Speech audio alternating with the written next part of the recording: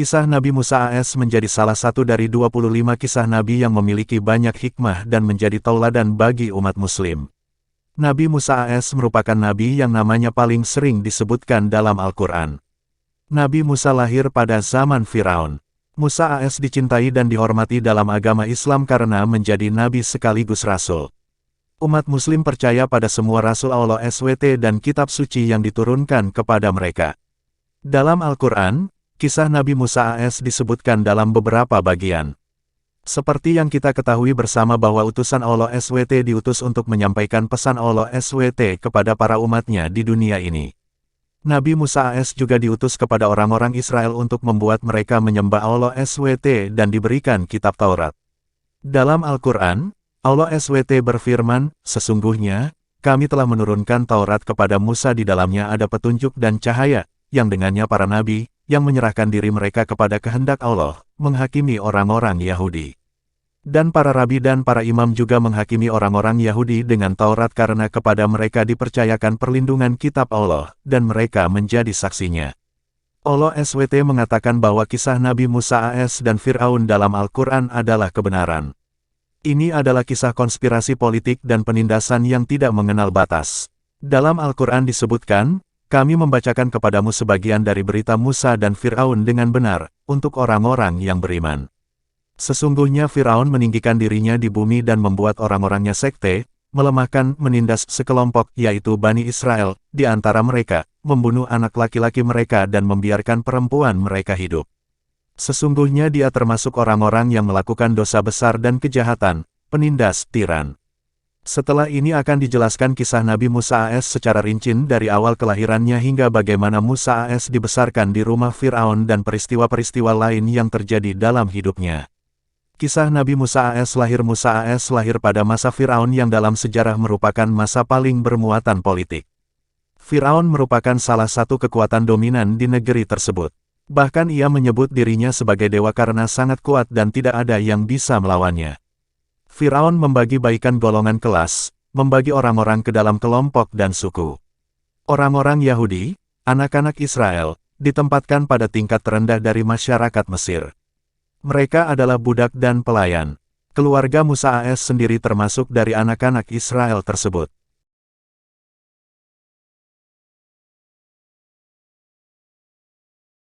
Kisah Nabi AS saat menjadi ancaman bagi Fir'aun. Beberapa saat sebelum Nabi Musa AS lahir, Fir'aun diberitahu bahwa seorang anak laki-laki dari Bani Israel akan segera lahir dan menghancurkan kerajaan. Fir'aun mendengar hal itu. Raja yang kejam tersebut memerintahkan prajuritnya agar setiap anak laki-laki yang lahir dari Bani Israel harus dibunuh. Rumah-rumah Bani Israel pun digeledah oleh prajurit Fir'aun dengan berkala sebagai perintah. Namun rencana ternyata telah disiapkan oleh ibu Musa AS untuknya. Kisah Nabi Musa AS dihanyutkan ke sungai Nil saat ia mendengar prajurit Fir'aun mendekat ke rumahnya. Musa AS dibawa keluar dengan keranjangnya dan dihanyutkan ke sungai Nil yang berada di belakang rumahnya. Dalam Al-Quran disebutkan dalam kata-kata ini, "Maka kami kirimkan ilham ini kepada ibu Musa, susulah anakmu, tetapi jika kamu khawatir tentang dia, buang dia ke dalam sungai, tetapi jangan takut atau bersedih hati, karena kami akan mengembalikannya kepadamu, dan kami akan menjadikannya salah satu dari utusan kami." Al-Quran, 28:7. Kisah Nabi Musa AS menjadi anak angkat Firaun. Keranjang yang berisi bayi Nabi Musa AS di sungai Nil hanyut menuju istana Firaun. Setelah ditemukan oleh anak buah Firaun, Musa AS dibawa kepadanya. Musa AS sempat ingin langsung dibunuh oleh Firaun karena mencurigai kemungkinan itu adalah anak dari Bani Israel, namun istrinya Asia, yang merupakan seorang wanita saleh, menahannya untuk membunuh Musa AS. Istrinya tersebut akhirnya meminta untuk mengadopsi anak tersebut dan Fir'aun pun menyetujuinya. Asia kemudian berusaha untuk memberi makan Musa AS yang terus-terusan menangis dengan memanggil beberapa wanita yang akan membantunya. Namun semua susu dari wanita yang mencoba menyusuinya ditolak oleh bayi tersebut. Karena hal itulah Allah SWT ibu Musa AS dipertemukan kembali dengan anaknya di istana Fir'aun yang dimana adalah musuh terbesar dari anaknya. Kisah Nabi Musa AS melarikan diri. Kemudian Nabi Musa AS dibesarkan di rumah Fir'aun dan terbiasa dengan urusan negara. Ketika beranjak usia dewasa, sekali terlibat dalam perkelahian antara orang Israel dan orang Mesir, Musa AS mengakibatkan pembunuhan secara sembrono. Kemudian Nabi Musa AS pergi ke Madian, tempat di mana ia menikahi Safura putri Nabi Suaib AS. Setelah tinggal beberapa waktu di Madian, dia pergi untuk kembali ke Mesir. Dalam perjalanannya ke Mesir di malam dengan cuaca dingin yang parah, Nabi Musa AS dan istrinya melihat ada api di kejauhan saat tersesat. Kisah Nabi AS mendapatkan wahyu, istrinya pun disuruh untuk tetap tinggal di tempatnya dan ia pergi ke api tersebut. Saat mendekati api, Nabi Musa AS melihat bahwa api itu berasal dari pohon hijau tetapi tidak ada seorang pun yang hadir. Nabi Musa AS memperhatikan sekitarnya dengan terheran dan tiba-tiba mendengar sebuah suara yang mengatakan, "Wahai Musa, aku adalah Tuhanmu." Suara itu juga menyuruhnya untuk melempar tongkatnya ke tanah. Setelah Nabi Musa AS melemparnya, tiba-tiba saja tongkatnya berubah menjadi ular dan membuatnya ketakutan. Musa AS kemudian diperintahkan untuk mengangkat ular itu tanpa rasa takut dan ketika dia melakukannya, ular itu berubah kembali menjadi tongkat. Kemudian tangan Nabi Musa AS diminta untuk diletakkan di bawah ketiaknya.